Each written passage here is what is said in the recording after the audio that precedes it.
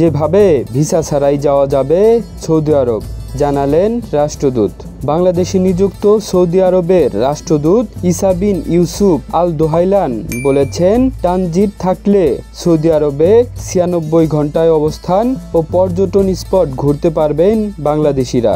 এছাড়া নতুন পাসপোর্টে যুক্তরাষ্ট্র ও যুক্তরাজ্যের ভিসা একবার ব্যবহার করা হলে ভিসা ছাড়াই সৌদি আরবে যেতে পারবেন বাংলাদেশিরা।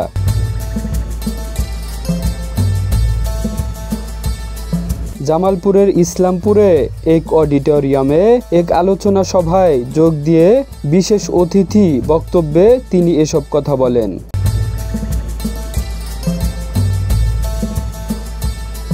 ধর্মীয় ও নৈতিকতা উন্নয়নে মসজিদ ভিত্তিক শিশু ও গণশিক্ষা কার্যক্রম প্রকল্পের অবদান, সন্ত্রাস, জঙ্গিবাদ, নারী নির্যাতন, যৌতুক, বাল্যবিবাহ ও মাদক প্রতিরোধে উলামা শায়েখদের কি করণীয় আলোচনা করা হয় ওই সভায়।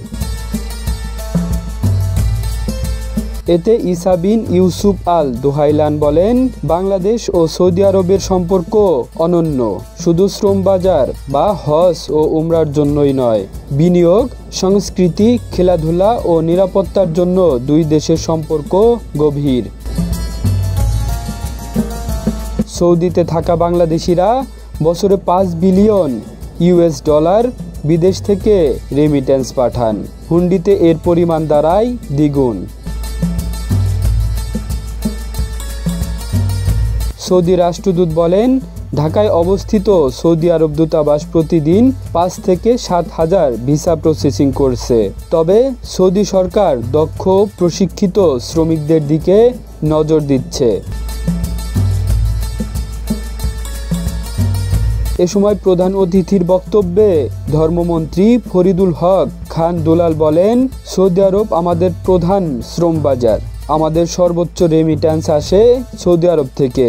2022-23 অর্থ বছরে সৌদি প্রবাসীরা দেশে রেমিট্যান্স পাঠিয়েছেন 376 কোটি 52 লাখ 40 হাজার ডলার। অন্যদিকে সৌদি সরকার কর্তৃক গৃহীত ভিশন 2023 বাস্তবায়নে বাংলাদেশের শ্রমিকরা অন্যতম ভূমিকা রাখছে। এভাবেই ভ্রাতৃত্বপূর্ণ দুটি দেশ পারস্পরিক উন্নয়ন ও অগ্রযাত্রার গুরুত্বপূর্ণ অংশীদার হিসেবে কাজ করবে বলে জানান তিনি।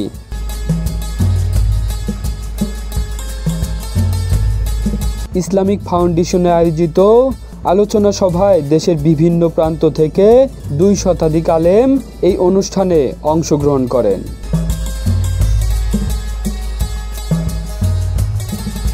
Kamrul Islam, desk report.